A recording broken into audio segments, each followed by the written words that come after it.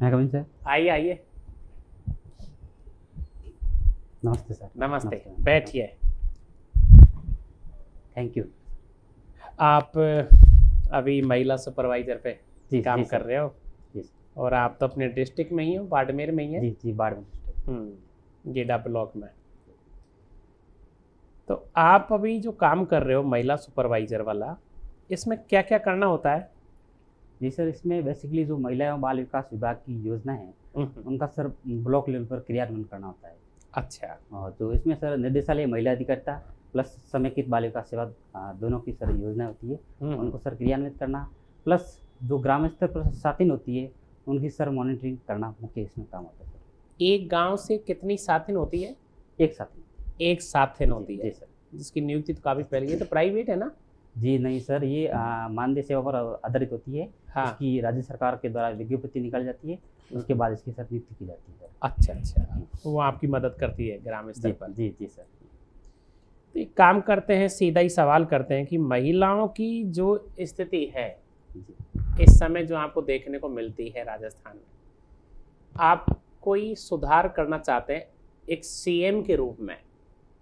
अभी तक कर्मचारी हैं, जी जी सर। जहाँ तो आप केवल नियम में प्रतिबद्ध हैं, जी लेकिन यदि आप राजस्थान के सीएम हैं और महिलाओं के प्रति बहुत अच्छा सुधार करना चाहते हैं, क्योंकि आपको अनुभव हो चुका है विभाग का, तो क्या क्या सुधार करोगे आप? सर, अगर एज ए सीएम मुझे महिलाओं के लिए काम करना पड़े तो सबसे पहले मैं जो माहवारी स्वच्छता को लेकर है, जो भ्रांतियाँ फैली हुई समाज के अंदर है, हाँ हाँ, उसको लेकर मैं सर काफ़ी व्यापक जन जागरूकता के माध्यम से प्लस योजनाओं के माध्यम से सर कार्य करना चाहूँगा सर।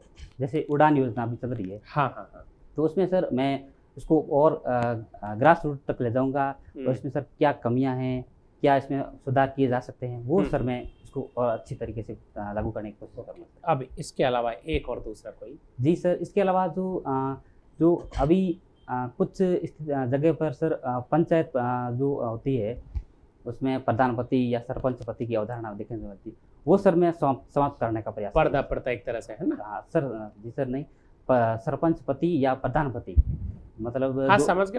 महिला जैसे मान लीजिए पद पे तो है, सरपंच है, प्रधान है, जिला प्रमुख है, लेकिन वो महिला न होकर के उनका जो पति है वो काम करते हैं। कहीं के सर ऐसा देखने को मिलता है कि वो उनकी भूमिका निभाते हैं। इसमें अब आप ऐसा बोले फिर शिक्षा के प्रति जागरूक करो, शिक्षा लाओ फिर तो। जी जी सर।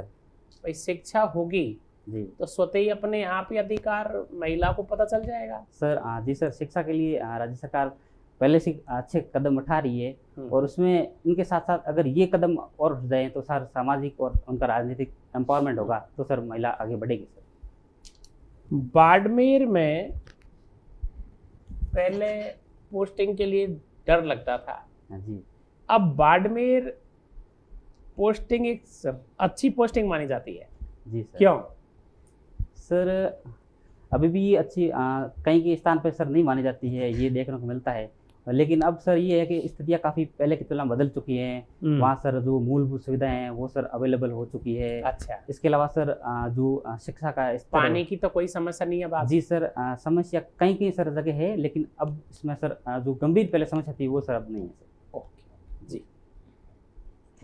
आप बाड़मेर से बिलोंग करते हैं। बाड़मेर में जैसे आपका अभी जो आप जिस पोस्ट पे हैं महिला सुपरवाइजर, तो किसी सशक्त महिला को जानते हैं बाड़मेर में जो बहुत ही प्रतिष्ठित है, फेमस है?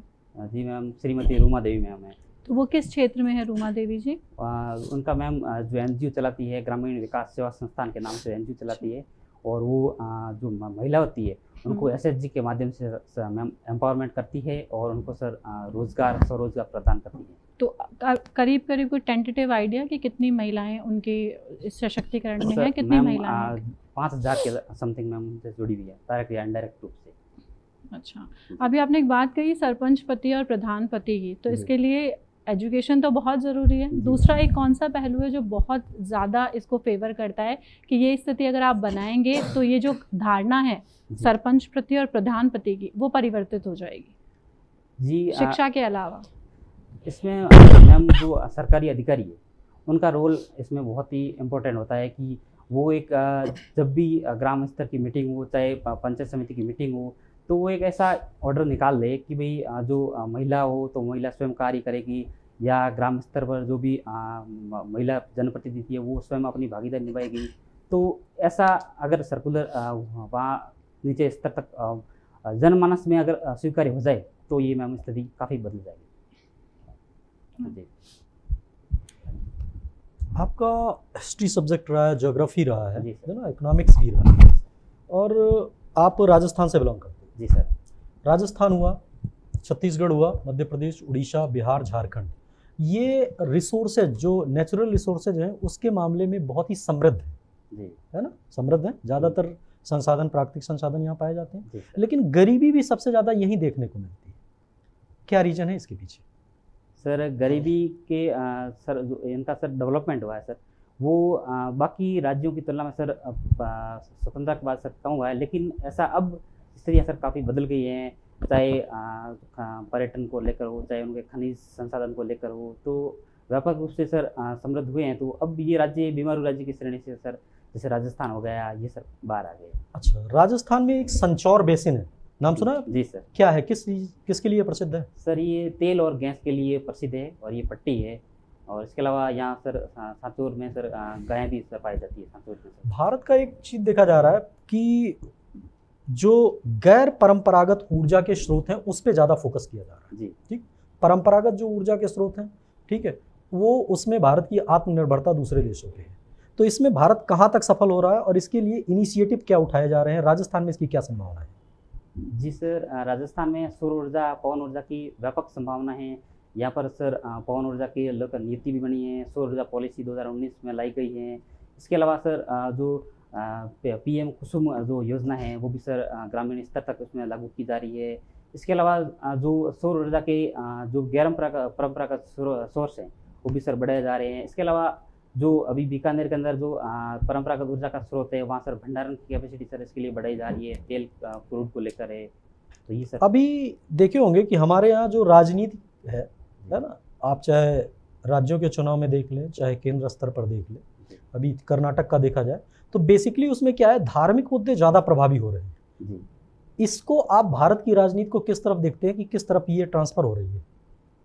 सर धार्मिक मुद्दे कहीं के चुनाव के अंदर ऐसे मुद्दे हावी हो जाते हैं, सांप्रदायिक जो ऐसे बयान के माध्यम से, या फिर कुछ ऐसी पॉलिटिकल पार्टियाँ होती है जो इस मुद्दों को लेकर ज़्यादा प्रचार करती है। लेकिन अगर सभ्य लोकतंत्र के लिए अगर हम देखें तो ये स्थितियाँ सर हमें मुख्य रूप से सर बेरोजगारी है, जो शिक्षा है, उन क्षेत्र पर सर हमें ज़्यादा फोकस करना चाहिए। ठीक। आपने एनवायरनमेंट पढ़ा है? जी मैम। प्री में या मेंस में? जी मैम, मेंस में। आपने पर्यावरण मेंस में पढ़ा है? प्री और मेंस में मैम। आप श्योर है मेंस में था? याद कर लीजिए एक बार। जी मैम। आई थिंक सिर्फ प्री में था।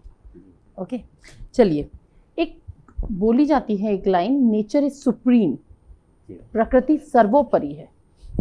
कैसे, क्या मानते हैं आप इसके बारे में? स्टेटमेंट को जी मैम, प्रकृति सर्वोपरि ये बिल्कुल सत्य कथन है, क्योंकि हम जो भी वर्तमान समय में हम कार्य करते हैं वो प्रकृति की इर्द गिर्द ही रहता है, और जो भी कार्य करते हैं वो प्रकृति को लेकर ही करते हैं।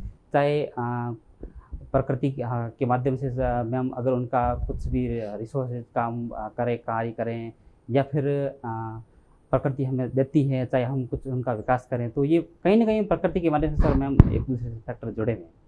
अभी बिपरजॉय आ चुका है जी। क्या मानते हैं कि ये भी हम जो प्रकृति को इतना ज़्यादा उसका दोहन कर रहे हैं, शोषण कर रहे हैं, उसके ही कारण है? जी मैम, ये कहीं ना कहीं ये ग्लोबल वार्मिंग का ये फैक्टर है, लेकिन इस बिपरजॉय के अंदर ये देखा गया कि कुछ ऐसी अरब सागर के अंदर परिस्थितियाँ उत्पन्न हो गई थी कि इसके कारण वो तूफान उत्पन्न हुआ था। ग्लोबल वार्मिंग को डिफाइन कर दीजिए। ग्लोबल वार्मिंग एक ऐसी कंडीशन है जिसमें जो प्रकृति का तापमान है वो सामान्य रूप से के बजाय उसमें ज़्यादा तापमान स्थिति देखी जाती है। चलिए, अगर आप एक एडमिनिस्ट्रेटिव ऑफिसर नहीं बनते हैं जी, तो आप क्या करेंगे, या अगर आपका ध्यान इस तरफ नहीं जाता जी मैम। तो आप अभी क्या होते? जी मैम, अभी मैं जिस विभाग के अंदर हो वही मैम कार्य में करता और वापस उसी की तैयारी करता मैम, उसी की जी तैयारी करते हैं। Okay, thank you. Thank you. Rajasthan में इस समय जी सर। जो हमारे वन है, वन क्षेत्र जो है ना हमारा, उसका परसेंटेज आप बता सकते हैं?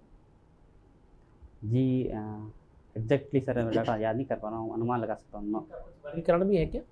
जी सर, जैसे प्रशासनिक आधार पर इनको सर मुख्य रूप से 3 भागों के अंदर बांटा जाता है, आरक्षित, रक्षित और अवर्गीकृत वन। Very good. सरकार ने इस बार बहुत सारी फ्लैगशिप योजनाएं चलाई है। जी सर। सबसे बड़ी आपको कौन सी लगती है? 2 नाम बताओ। मुख्यमंत्री जो पेंशन योजना और मुख्यमंत्री घरेलू गैस सिलेंडर योजना, ये 2 अच्छा। अच्छी स्कीम है। वेरी इसका रेस्पॉन्स भी। हॉबी क्रिकेट खेलना है? जी सर। कब खेलते हो आप? जी सर, जब भी ऑफिस के टाइम से फ्री होते हैं उस टाइम सर खेलते हैं। अच्छा, तो अभी आप बताएंगे कि वर्ल्ड कप होने वाला है, जी सर। कहाँ होगा इसका पहला मैच? इसका पहला मैच सर एग्जैक्ट सर मैं लोकेशन नहीं बता पा रहा हूँ, लेकिन ये भारत के अंदर होगा। और अंतिम मैच का नहीं ध्यान? जी सर। अभी चलिए, कितनी टीम है होगी इस बार? सर 12। तो एक सवाल और बताओ, जैसे ही आपको लगता है कि मैं आरपीएस बन गया, जी। क्या फीलिंग आएगी आपके अंदर से? सर अगर आरपीएस मेरे को अलॉट होती है सेवा, तो सबसे पहले जो लॉ एंड ऑर्डर की स्थिति है वो सबसे पहले मेरे दिमाग के अंदर आएगी। अच्छा, किसी वेरी गुड। क्षेत्र की वो सबसे पहले। वर्दी नहीं आएगी क्या? जी सर, वर्दी भी आएगी। और फिर कोई खुशी आएगी या नहीं आएगी? सर खुशी भी आएगी, बिल्कुल सर। खुद के या परिवार के? सर स्वयं के लिए भी है और विभाग के लिए भी, क्योंकि सर मैं दूसरे विभाग के अंदर जाऊंगा तो ये हाँ। भी सर एक अच्छा मेरे लिए अवसर होगा कि वहाँ भी मैं मेरी सेवा दूंगा। चलिए, thank you very much, very good. Thank you.